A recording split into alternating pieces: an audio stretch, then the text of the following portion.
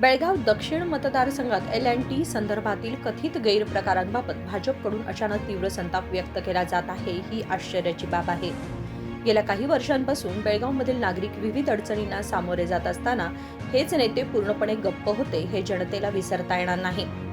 कर्नाटकभर पाणी खासगीकरणाविरोधात तीव्र जनआक्रोश असतानाही L&Tला करार देण्याचा निर्णय भाजप सरकारनेच घेतला होता।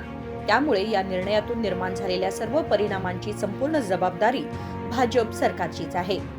स्मार्ट सिटी योजनेच्या अंमलबजावणी दरम्यान BSCL महापालिका आणि KUWSSB यांच्यात कोणतेही ठोस भविष्यकालीन नियोजन किंवा समन्वय नसताना घाईघाईने रस्ते व फुटपाथ बांधण्यात आले।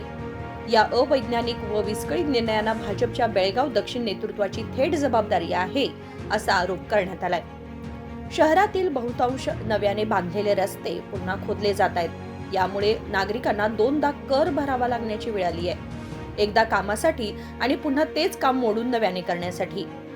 भाजपला खरोखरच बेळगाव दक्षिणच्या जनहिताची काळजी असती तर जनविरोध असतानाही L&Tला टेंडर का देण्यात आले?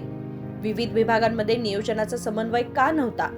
सार्वजनिक पैशांच्या गैरवापराला जबाबदार कोण? आणि इतकी वर्षे या सर्व अव्यवस्थांबाबत मौन का पाळले, असे प्रश्न उपस्थित करण्यात आले।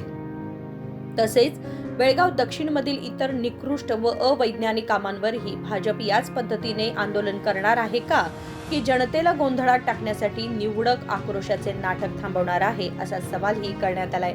मुर्दाबाद मुर्दाबाद L&T मुर्दाबाद मुर्दाबाद मुर्दाबाद L&T मुर्दाबाद मुर्दाबाद मुर्दाबाद L&T मुर्दाबाद गली गली में L&T हाय हाय L&T हाय हाय। राजशेखर हिरेमठ, KMM मराठी, बेळगाव।